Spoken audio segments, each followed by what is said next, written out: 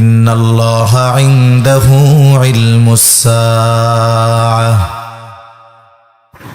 আল্লাহ তাআলা বলেন, নিশ্চয়ই কিয়ামতের ইলম একমাত্র আল্লাহ তাআলার নিকট। আল্লাহ রাব্বুল আলামিন ব্যতীত এই দুনিয়ার কোন সৃষ্টি জানে না কিয়ামত কখন সংগঠিত হবে। তবে কিয়ামত সংগঠিত হবে কোনো সন্দেহ নাই, এটার উপরে আমাদের সবার ঈমান আছে। তবে কখন সংগঠিত হবে এটা দুনিয়ার কোনো মাখলুকের জানা নাই। কিয়ামত কখন সংগঠিত হবে আমার আপনার নবীজিও জানেন না। কিয়ামত কখন সংগঠিত হবে ফেরেশতাদের সরদার জিবরাইল আলাইহিস সালাম সেও জানে না। কেন জানে না? আমার আপনার নবীজি আলিমুল গায়ব না, ফেরেশতা জিবরাইল আলাইহিস সালাম আলিমুল গায়ব না। আলিমুল গায়ব একমাত্র যিনি জবান খুলে বলেন তিনি কে? আল্লাহ।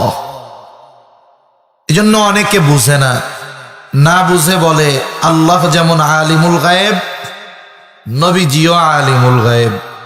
অথচ নবীজি সাল্লাল্লাহু আলাইহি ওয়াসাল্লাম নিজে বলেন আমি আলিমুল গায়েব না। শত শত প্রমাণ দেওয়া যাবে। প্রসিদ্ধ একটা হাদিস আছে, হাদিসের এক নাম হলো হাদিসে জিবরিল।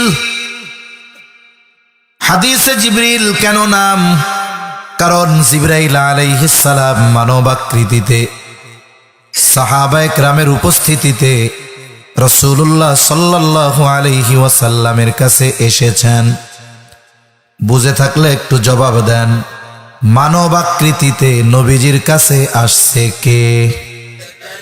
এই যে আসছে জিবরাইল আলাইহিস সালাম, এই জন্য হাদিসের এক নাম হলো হাদিসে জিবরিল।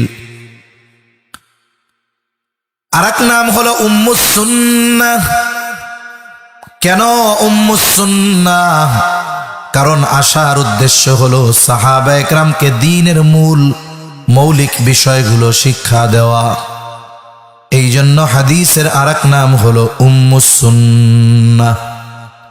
এই হাদিসে নবীজি সাল্লাল্লাহু আলাইহি ওয়াসাল্লামকে মানবাকৃতিতে জিবরাইল আলাইহিস সালাম এসেছেন।